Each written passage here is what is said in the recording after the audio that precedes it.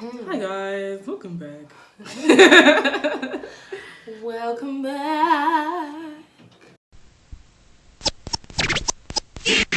Please pick up your phone. I'm on the request line.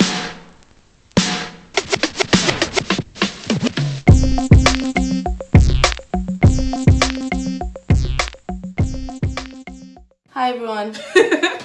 Hi guys, welcome back to our channel. I'm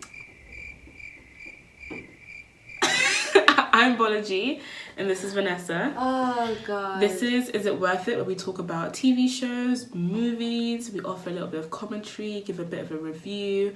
And today we're going to be going over the second episode of a show that we've been watching called I May Destroy You. How to Get Away with Murder.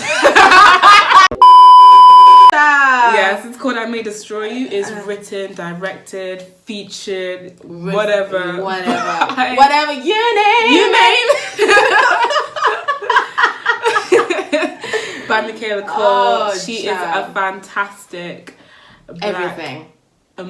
female author. She's just amazing. We love her and we love this show. And we wanted to offer commentary because it touched on a lot of subjects that we have to deal with. And they're very important for us to discuss. Yes, especially in today's climate. Mm-hmm. So let's get to it. Episode 2 is called Somebody Lying. Somebody. I know you fucking lying. No, somebody's fucking lying. We kind of touched upon this in the last one. Mm-hmm. We kind of touched upon memory loss. And this is basically Arabella, played by Michaela Coel, trying to piece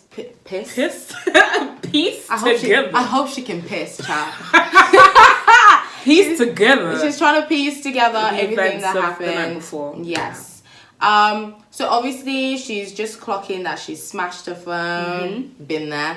She's just clocking, the She's got bruises. injuries. Been there. And she's trying to get her friends to help. Yeah, she's asking around. And someone's lying. And someone is lying, so she's trying to figure out who the liar is because she knows it ain't her. It's one actually, she thinks it's her as well, actually, because she's plagued with doubt. The issue with things like assault, the way the brain works, it will literally either make up a whole new story because it's trying to protect you from the traumatic events of what happened. It will either make you forget what's happened or just create a whole new story. And this is very, very scary for women because when it comes to us giving our account of the situation or going to file a police report, we can't even trust ourselves to give an actual representation of what happened because you can't give our mind has just fucked everything up. Basically. It said, that's not what happened. Do you know what? The mind is so powerful So because powerful. it's such a useful tool, but it's also such a fucking It's really scary and it's annoying because you'd think that the reason why a lot of women aren't able to come forward is because of fear. And of course it is because of that. But genuinely, we do not really remember what happened. It's true. The next point we're going to touch upon is Kat, who is obviously Simon's side piece. Once again. Men-menning as usual. Are we surprised? Not really. We're Disappointed, not but not surprised. Absolutely. But obviously Arabella is trying to recount everything that happened, and one of the things that she notices is that she got an Uber, and then it led to Kat's house somehow. And Kat, obviously, she's a fiery one. Very fiery. And Arabella's just like, well, I got spiked, and Kat doesn't even remember what happened to her either. So Kat actually confirms that she got spiked as well. Yeah. Except maybe we don't actually know what happened. What happened with her if she got assaulted as well. Yeah. But she said so in denial. Yeah. And there's also like a weird acceptance to what's happened. She's just like, oh well, I got spiked. It happens. And that's scary. But the thing is, she was very accepting of the fact that she got spiked. In fact, she was one who drew that conclusion herself. Yeah. If I remember correctly. Yeah.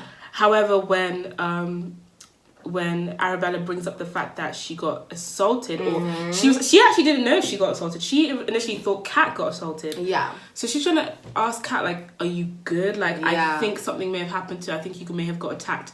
And Kat's like, me? You talking about me? You talking about me? I damn motherfuckers be talking about me. And then, and she's just super like, not me. She's like, not you.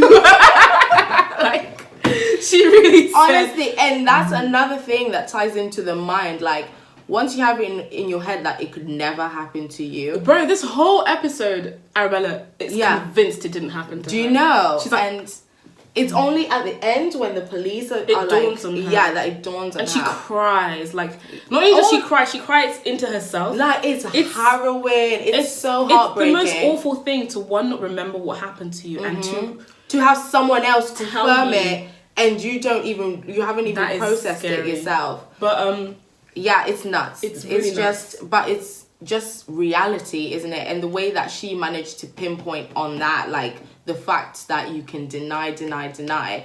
Like, some people will just not want to delve into it because they're scared. But a lot of women do that as well, where we just don't deal with it. Yeah, because you're scared of what you might find out. But Arabella is trying to find out. That's just, like, again, the different kind of spectrum. It makes this story so relatable because it's happened to every single one of us. Like, genuinely, a lot of women have been assaulted. And say, for example, you've been assaulted and you don't realise, maybe when you were younger, you don't realise until someone on the timeline is telling a story. Or someone will say a single word. Because that's what happened to me. Like, it happened. Someone said church, and I said, "Hey, wow." So that's my life. Like, obviously, the timeline.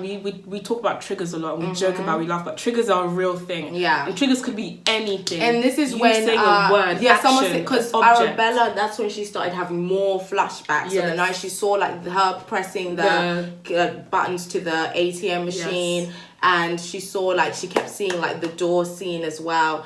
And yeah, it's just very, very interesting how she's just playing on, like, the psychology aspect of it as well. Let's talk about the audition. We saved the audition. It's not like an amazing, important, but it's just, because it's an important subject at the time. But Arabella's closest friend Terry has an audition for an advert about women's issues or something like that. Something. And it's a white woman who's conducting this audition. Not just one white woman, it's a room full of white women. Anyway, some comments get made about her hair. They ask her if she's wearing a wig, and they even ask her if she can take it off. Her wig. Child, imagine me with my doo-doo braids. And then they say, take off your wig. You're mad. White women, please educate yourself before you start. Please, we're in 2020 for you to be asking me to take off my wig. For who? For real. For who? Who are you? Who are you? To ask me to take off my wig. You mad. I'm not even taking it off for a man, let alone... You can't even spell Prague. Anyway, so that seems really interesting because for some reason, I feel like after she realises that they're a bit racist or whatever, she then mentions the fact that she's had a threesome, and I think that is her attempt to tank. Because, like, it's like she wanted it, but she just didn't want to work with those people. Especially with how she left things with Arabella. Arabella was such a fucking mess, child. So I'm guessing she kind of wanted to go back and deal with that situation. I don't even know. That whole scene was quite confusing. I'd like to see them actually explain what was going on. Yeah. You know, as we keep saying, we are not film students. We have not spent hours analysing film. But we will be going back to watch so we can kind of pick up on things that we haven't seen before. Of course.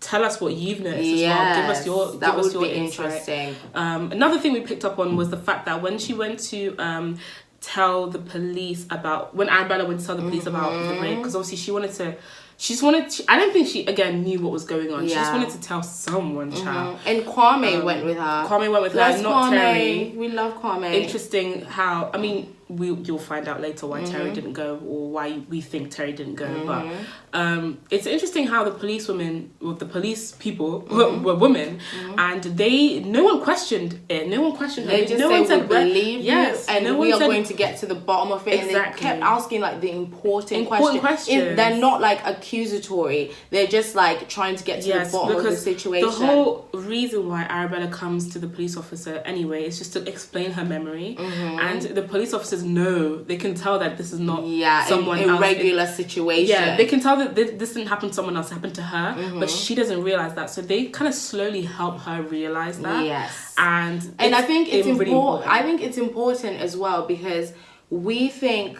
I think most people have the notion. I mean, I know it's very likely that when you go, you're not going to get believed. And I thought it was really important that they believed her. And it just kind of, like, if you're watching and it has happened to you, maybe it would encourage you to speak up. Because you never know what could happen as soon as you walk into that room. Because obviously women are a lot more empathetic to the situation. So if you are like assigned with the right people, you could get the help that you need. Potentially, but, yeah. And I think that was such a powerful yes, scene because me. and again that juxtapositions like what happens to Kwame later on in the but even I was episode. sitting down thinking, raw, so police can take it seriously, because yeah, in my eyes I've only ever seen police ever like dismiss the situation, just completely. dusting it under the carpet. And bear in mind, we're talking about like these high profile cases, celebrities, their cases all get dusted off. So in my head I'm thinking, who am I compared to, you know, whoever's in Hollywood the or whatever. Lupitas and who am I to go women. and tell the police about my issue? Why would they care if they weren't even able to care about these high profile women? So seeing that scene was so helpful, because it allowed me to realize that like it doesn't matter who you are, like if you feel like something's been done something's to you, wrong, go and report it. And especially talk to someone. That's pretty much what we had. We had another point, but I do not remember what I meant when I said other women. Other woman Here. Who's the other woman? Child, who knows? But the other woman Arabella sees outside at the... Oh, yeah. So, Arabella's at the clinic getting tested for... They're getting samples. She's getting DNA a rape samples, kit done. And she sees a woman who's basically telling her, like, asking her, oh... Is this your first time? Essentially saying that she's been here multiple times to report cases of rape and sexual assault. That is scary. Yeah. And she looked so... worn down, weathered down. Looked like smoking. she was so used to it. She was so casual and blasé about it. But she also did not look fine. She looked didn't. Yeah, really haggard. She had been through. She looked like she had possibly turned to drugs to deal with. For real, and she was bleeding. She was bleeding as well. The whole thing was. And she didn't care. She didn't think, oh, sorry, ignore the blood. She just didn't care. Yeah, she was like, this is normal. That shows again like the other side of like rape and sexual abuse. You know, when you've been through it so many times, the fact that Arabella is only going through it like the first time. And she has so much hope in the system, and she's just waiting to hear back. Opposed to like someone who's been through this multiple times, and she's still being failed, and nothing's being done to help. It only takes one case of sexual assault or rape for one woman to completely unravel. Yeah, to completely. Women are strong, and yes, I get, but not every woman is strong. Some people aren't strong. Some people can't deal with stuff like that. Some people will only have it done once, and their lives will be completely ruined. You know, and people think that rape is like the height of it. It should never get to that point for you to start taking things seriously, true. Like groping, you know, grabbing girls on the dance floor. That can change the entire way a woman views herself, the way women view relationships with other men, and how they should deal, navigate like just social situations with men. I'm probably quite a cynical person. I know that rape is never going to stop. I know that sexual assault is never going to stop. What I want is for people to get arrested, for people to get put in prison, for people to be held accountable. Do you know what I'm saying? Like, it's going to happen. Unfortunately, that's just how life is set up right now. But I want there to be more actions taken. Do you know what I mean? Consequences. Yes, and I want women to just, like, be sure and be aware in yourself that you are never the problem. But what is our summary for this episode? Like, what did we get from this episode? Oh my god, just what I got from this, that I can't trust anyone. Yeah, like the fact that somebody is lying. Her best friend from how long? The whole thing is literally called Somebody is Lying. Like, so I'm not saying that her best friend is the reason why she got raped. But it's like he should have really been there for her, and he wasn't. He was out here getting sexed up by Cat. Yes. Do you know what I'm saying? Like, and it's just also for me, don't trust. And no. And they were lying directly to her face. Simon didn't say a damn thing. Even when she went to confront him in real life, because obviously she asked him on the phone. Yeah, and he kept lying. He kept lying about it. Scary. And her best friend lied about what had happened, because obviously we find out later on what happened with that situation. Yeah. But everyone is it just made me realize that, like, damn, it's really hard to trust people. Yeah, thankfully I have you, child. Oh, child. I am grateful. If I lost you as a friend, where would I go? Who will I be? It's up to me. Honestly, I would be so lost. Yes. And I guess this is what it highlights, the importance of having like those really friendships. Yes. Because the fact that Kwame went with her when... yes, those are the important friends. And even though it's funny because she turned on Kwame, he wasn't the wrong, to be fair, but she did turn on him later on. And it just goes to show that, like, you can never really hate that person that, like, is there for you constantly. It doesn't even do anything about when she finds out about No, Terry. because she even dedicates a whole book to her child. Spoiler she alert. said, your death is my death. You know? Your birth is my birth. Yeah, I mean, and that's how I feel about you. Yes. Friendship, I'm child. joking. I'm joking. But yes, thank you so much for watching. I really hope you enjoyed this episode as much as we did. Yeah, we did. Again, it's very triggering. Let me just dash out some spoiler alert, spoiler alert, trigger warning, spoiler alert, trigger warning. Yeah, take it. But yeah, be careful when you watch it. Of course, if you're not in the right state of mind, please do not force yourself to watch it. Just get better in your own time, then come and visit it like it's on BBC. Absolutely. Make sure you like, comment, and subscribe. Leave your comments about what you thought of the episode and what you might have seen that we might have missed. Yes, and we will discuss. You know. We'll see you in the next episode. Yes. Bye. Love y'all.